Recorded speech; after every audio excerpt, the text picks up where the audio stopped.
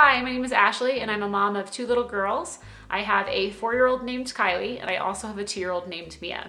Now, as I'm sure you are already aware, we just rolled into a brand new year, 2022, and a lot of us have been thinking about our goals for the new year, myself included. And one of my goals is to have more of a low buy year. So I'm really thinking wisely about what I am choosing to bring into my home and to invest my money in. And it got me thinking about all of the things that I already don't buy in the name of raising my children in a Montessori lifestyle. And I actually ended up with this concise little list that I thought would be really fun and kind of interesting to share with you guys. So from one busy parent to another, today I would like to share with you the 10 things that I don't buy as a Montessori parent.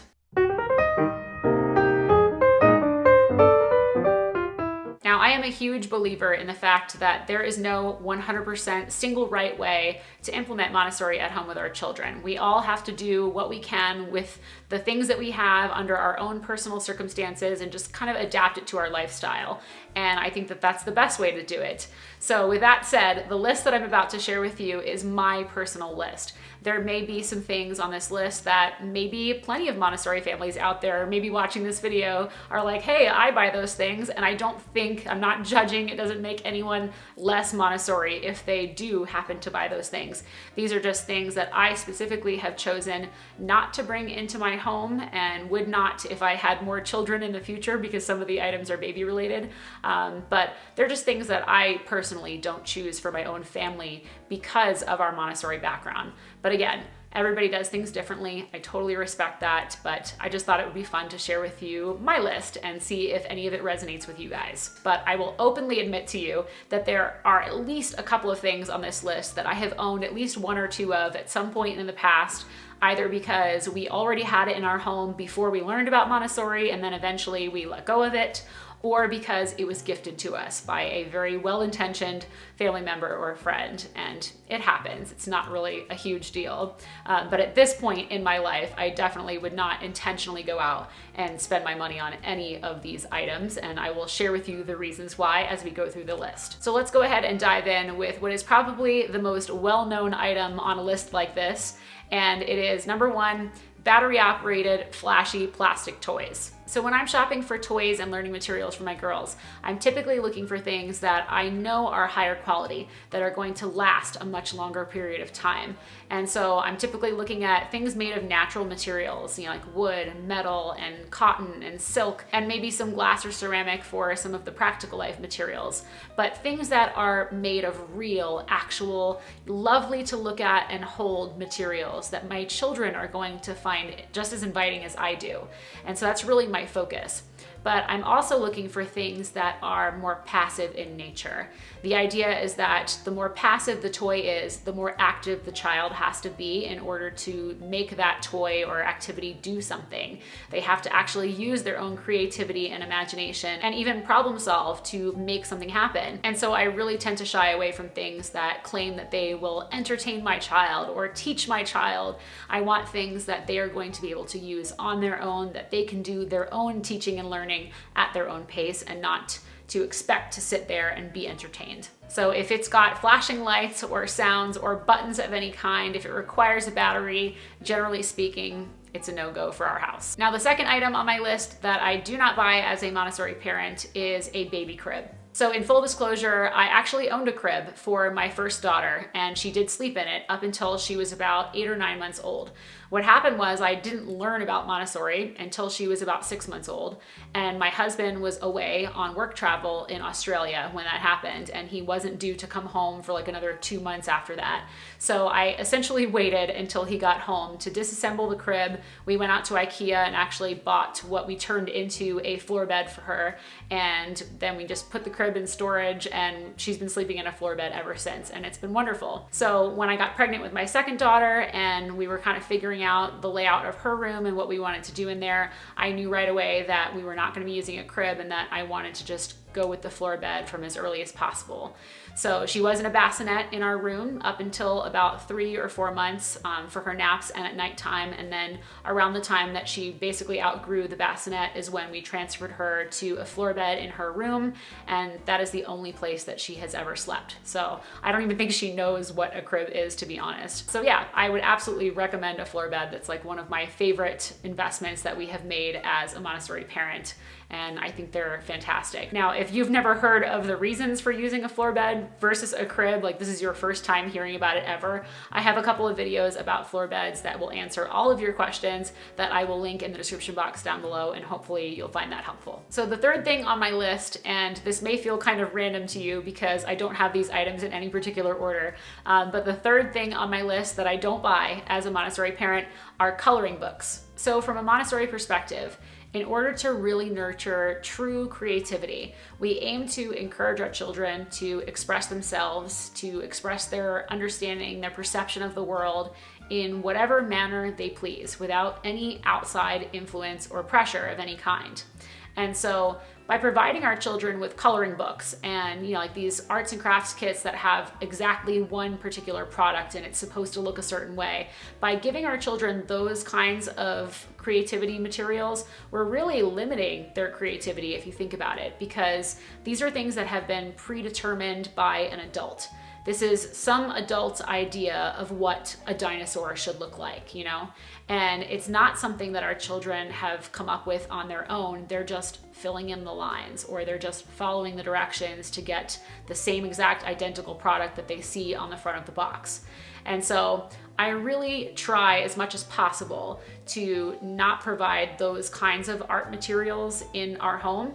I really shy away from coloring books 100% because I want my girls to be able to create their version of a dinosaur or whatever it is. I want them to use their own creativity and what they've learned about dinosaurs and allow that to come out in their own artwork. And so in our home, the only kinds of coloring materials that you'll find are just a stack of white blank paper or construction paper, and then all of the raw materials that they need in order to create something, to draw, to paint, to build, out of clay, whatever. But it's just the raw materials, that's it. And it's such a wonderful process to be able to observe as a parent, because instead of them just quickly coloring something in and holding it up and saying, look what I did, and then my other kid, is like, I did the same thing.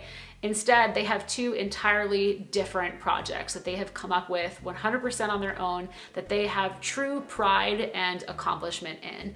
And it's fun to see what is going on inside their brains. It's like a little glimpse into the inner workings of their brains. So I'm not saying that coloring books are the most horrible thing in the world. I mean, it's just a coloring book.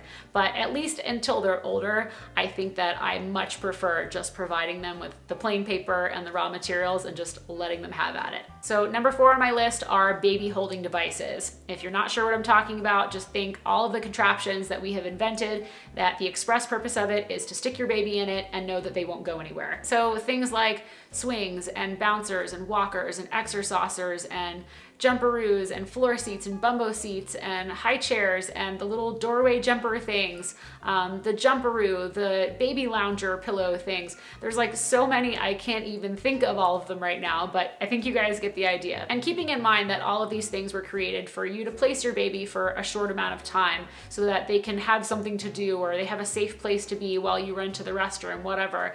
That's typically what parents use them for. The problem lies in the fact that babies do not actually need any of these devices. What they need is freedom of movement. They need a safe place for them to play where they can stretch out and get on the floor and just, move their bodies in every capacity that they are capable of given their stage of development.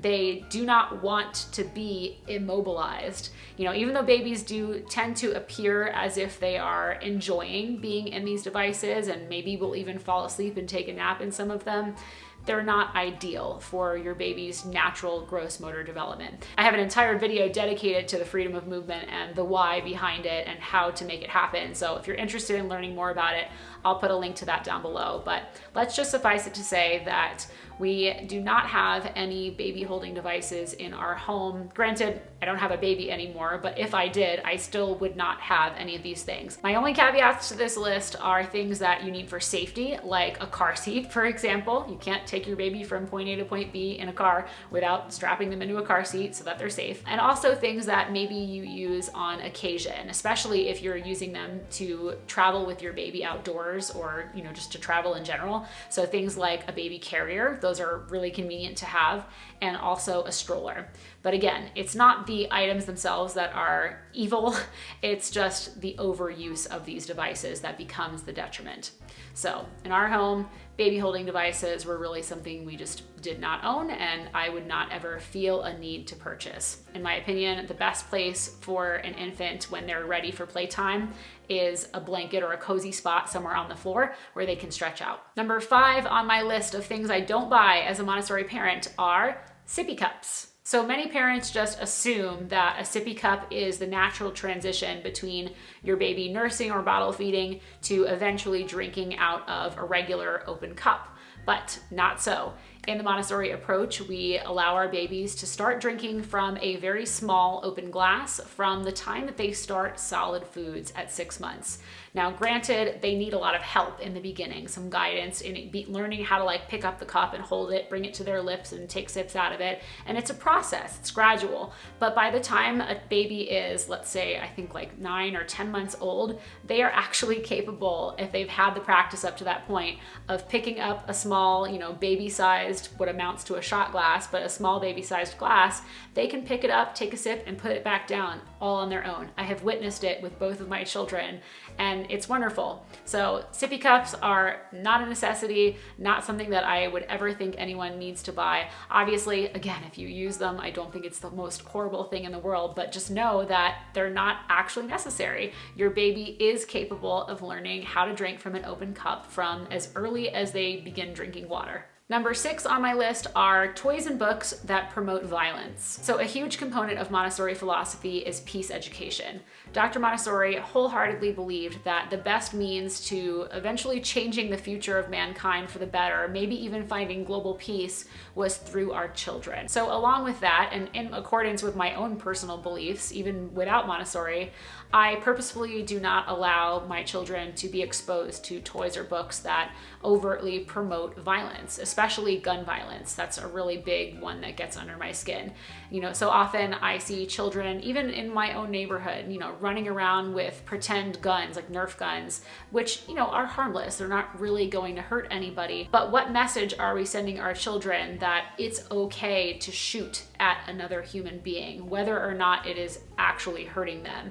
I just think that that is a really bad habit to start at such an early age, especially before the age of 6, because before that they have a really hard time distinguishing between what's real and what's not.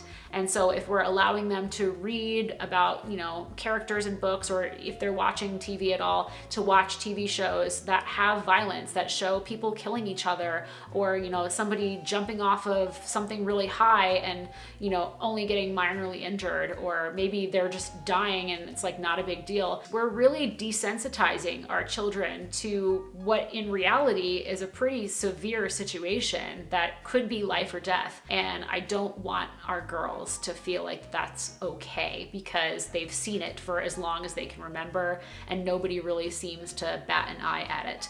So we very much avoid those kinds of things in our home, and it's definitely a conversation to be had in more seriousness as they get a little bit older. All right, number 7 on my list is a toy box. Now, I know as a child I had a toy box. I very vividly remember my toy box, and I also remember how hard it was to find anything that either me or my siblings were looking for ever. We had to do one of those, dig into it and pull everything out. There was a giant mess on the floor behind us before we actually found it, and then 9 times out of 10, the mess would just stay on the floor and we'd run away to go play with said item that we finally found. It was a big mess and it wasn't very organized. Half the time we would find things that were like, wow, we thought that was lost. We didn't even know that was in there. So in the Montessori approach, that's something that I really love about it, is that there is no toy box.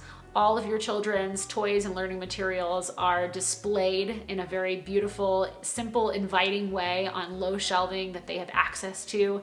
And so they can see at a glance all of the things that are available to them, which ultimately is a lot more engaging for them. They're like invited into the play. They want to go play with that thing because they can see it there sitting on the shelf, staring right at them. And the other part of it is it eliminates a lot of that excess clutter, a lot of the mess on the floor. I know that children still dump things out from the shelf. I have absolutely experienced that myself. But as they get older, they do learn to make sure that they're putting things back in their place. And when you have it set up like this with open shelving where everything has a place, it makes it a lot easier to see at a glance if something is missing or if something is broken so that it can be repaired or replaced if necessary. And so I think it's just a much better way to help your children learn how to respect and take care of the things that they own. Number 8 on my list is a playpen for babies. Now I feel like this is kind of related to the baby holding devices that I had earlier on in my list, but I did decide to give it its own category because I think there are many who would argue that they're not strapped in. In a playpen, they can move around, they can roll, they can stand up if they're able to pull up on the sides of it. They can move around of their own free will, so they're not really restricted in any way. But I think a playpen is kind of like an extension of that because they are boxed in to a very small space. Their view of the room and their environment is very obscured. Even though it's mesh, you know, it's not 100% see-through, especially for a baby whose vision is still developing. And so they're really kind of just boxed into their own little space and separated from what's going on in the daily ebb and flow of life in your home. I know that when I had my second daughter, she very much enjoyed being in her movement area with free view of the entire room. She loved to watch my older daughter as she was playing nearby in the same room. She loved to watch us walk back and forth through the room, or she would see us coming from the other side and coming up to her and her face would light up. Like just having that ability to have, you know, like I said, an open view of the room, I thought was so crucial. And especially as they get older, they need more space than what a playpen provides to be able to practice their gross motor movements. So like basically as soon as they start rolling, like they really need a lot more space. Now I know that there are some families, maybe they use them for safety reasons, like maybe you have you know, like a dog or something running around in your home and it's the only safe space that you have, what have you. And under those circumstances, obviously, like you have to make do with your situation, as I said at the very beginning. But again, if at all possible, I much prefer the idea of not having the playpen and instead maybe finding a way to cordon off a small little area that is safe for the baby, but where they still have a clear view of the room and, like I said, a little bit more space to get around and do what they need to do. Number 9 on my list is restrictive clothing and shoes for infants. So I actually remember back when both of my daughters were newborns, and with my first, I remember getting really excited about all of the cute little denim outfits and the tiny little baby shoes and things like that. And I was so amped. I could not wait to put them on her. And then after I did, I was like, these are the most impractical things in the world. They are so hard to get on. My baby looks super uncomfortable. She can barely move around, like, and the shoes, why? Why the shoes? They are not even walking yet. What does she need shoes for? And so I was like, all right, we're done. And I just kind of put them in the closet and we never took them out ever again. And I most certainly never spent my money on something like that ever again. When my second daughter came around, I pulled out some of those items that for whatever reason I still had in storage, and I was like, pfft, and I put them in the donation pile. I was like, we have no use for these. Like I knew right off the bat that we were never going to put them on her. And the primary reason from a Montessori perspective that I would not buy these things ever again, and I would never even for someone else's baby, like if I went to a baby shower or something, I would never, because the idea again comes back to freedom of movement. You know, all these cute little outfits and things are exactly that. They're cute, but they don't help our baby in any way. In fact, they actually impede our baby's movement because, like I said, they're usually like a lot tighter. They don't quite have as much of a range of movement as they would ordinarily. If they are a slightly older baby who is learning to crawl and they are put in something that is too long, like a dress, then their knees get caught up on it and then they like kind of fall and they can't crawl around, or maybe they're trying to stand up and their feet get caught on the bottom hem of the dress and then they can't stand up. It's just a big mess. It's not fun or fair to our babies at all. And so instead, I always preferred to dress my girls in onesies and a pair of pants until they were actually walking. And then at that point, I would actually put them in regular shirts and a pair of pants and maybe a dress on occasion. But even to this day, we are primarily pants and shirts kind of people because it's just more comfortable and it's a lot easier for them to move around. Even as almost preschoolers and almost kindergartners, my goodness, at this point, it's still easier for them to move in more loose, unrestricted clothing. Oh, and one more thing about the shoes is that babies really use their toes. If you actually watch a baby on the floor who is learning to roll over or they're learning to crawl, if you watch just their feet for about 10 minutes, you will see for yourself how much they use their toes and their feet to gain traction and to change their position. Like, you don't really notice it if you're just watching your baby as a whole, but if you just zero in on just their feet, you'll see they dig their little toes into the ground. They use the tops of their feet, the sides of their feet. Like, their feet are so important in helping them to maintain their ability as far as natural gross motor development is concerned. And so when we put shoes over their feet, they're like slip sliding all over the place. Even socks to a degree can be an impediment, but you know, obviously sometimes you have to put socks on if it's a little bit cold out. And if you do, the ones with the little non-skid rubber bottoms really tend to help. But yeah, shoes, totally not something that a baby needs to wear until they're walking. And finally, number 10 on my list of things that I don't buy as a Montessori parent are ABC and 1, 2, 3 learning toys for babies and toddlers. So as a Montessori parent, I am really focused on providing my children with a sensorial experience of the world when they are babies and toddlers.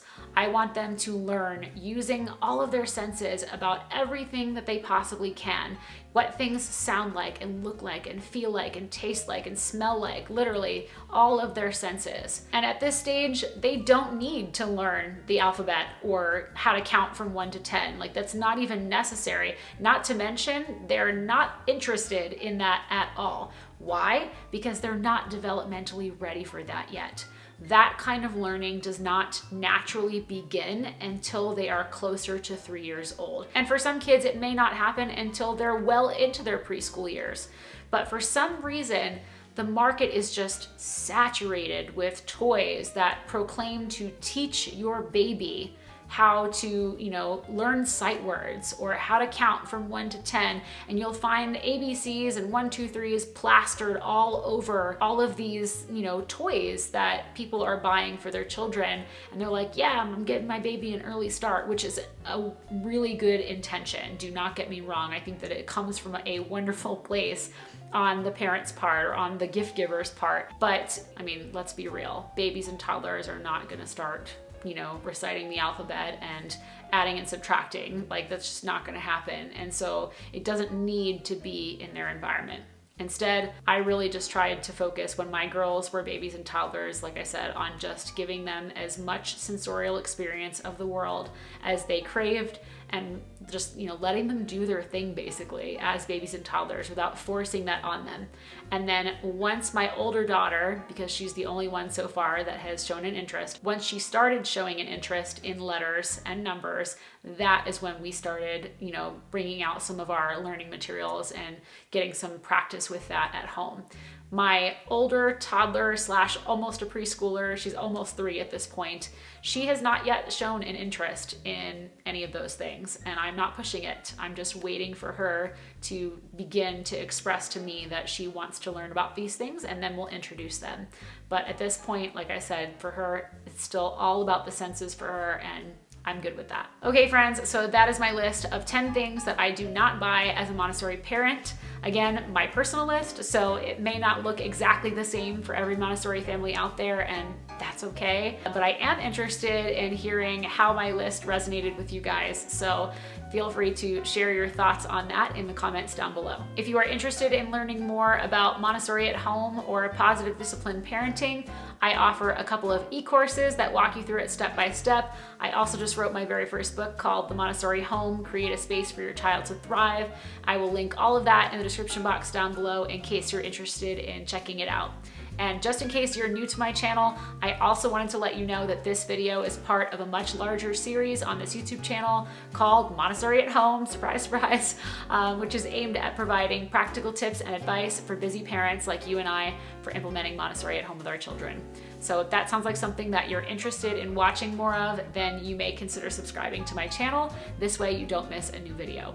Thank you so much for watching, and I'll see you next time.